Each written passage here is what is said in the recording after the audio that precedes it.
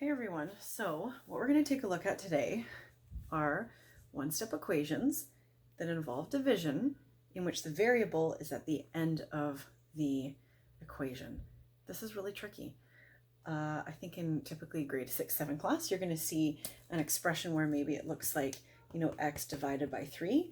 And then that makes it a little bit easier because the operation and the number are on the right-hand side of the variable.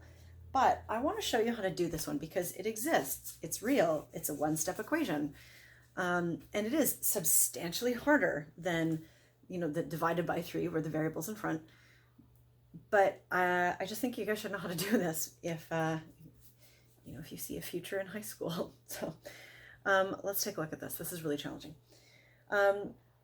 So the very first thing we need to do is we need to understand what this question is asking us. It is saying 10 divided by something equals 5, right? So if we went like 1, 2, 3, 4, 5, 6, 7, 8, 9, 10, what I made, I divided it into like 5. I know with basic math, looking at this question, it's going to be 2. But if the numbers were any bigger or more challenging or they were decimals, I couldn't just look at it and be like, oh, it's 2, right? So I want to show you how we actually get to that answer. But it's saying like you've got 10, it's into groups of 5, but how many groups of 5 are there is what it's trying to say.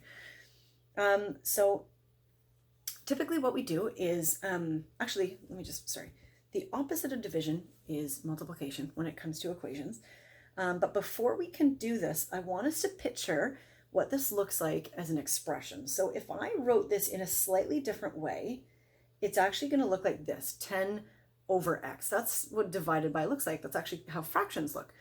And so this is kind of the first step is to set it up in a way that is going to look good so that we can then do what we need to do to this question. The next thing that we're going to do is we're going to multiply, because this is divide, we are now going to multiply by x. I know this feels really challenging.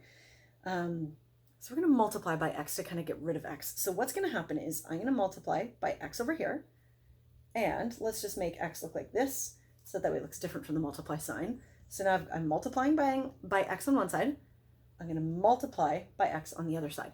So what this looks like, if I wrote this as like an expression, what this would look like is 10 times x over x. That's kind of, if I wrote this in a slightly different way, that's kind of what this looks like. But I can think of this in terms of my x cancels itself out. Okay, so my x is basically canceling itself out.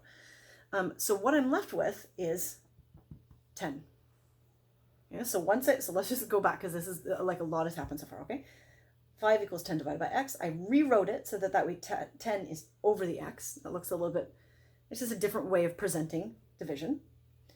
In order to get rid of this x, I'm going to multiply each side by x. So once I have it set up like this, x cancels itself out, and I've essentially actually moved the x over here, is really kind of what's happened. And so now x times 5 is going to actually look like, I can have like 5x, or if I want, I could simply go like, I could actually just leave it as x times 5. But let's actually, we can even leave it like this right now because it's x times 5. I'll just kind of flip the order, but I've squished it together. I don't have to. I can actually literally leave it like this, but why not? Let's just do this.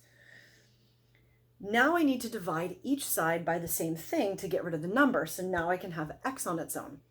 So I'm going to divide this side by 5. So that's going to get rid of that. And over here, I'm going to divide this side by 5. So now my x comes down, my equal sign comes down. 10 divided by 5 is 2. So I'm going to write, I do this in every video. X is equal to 2. But now I need to check my answer to make sure that it is correct.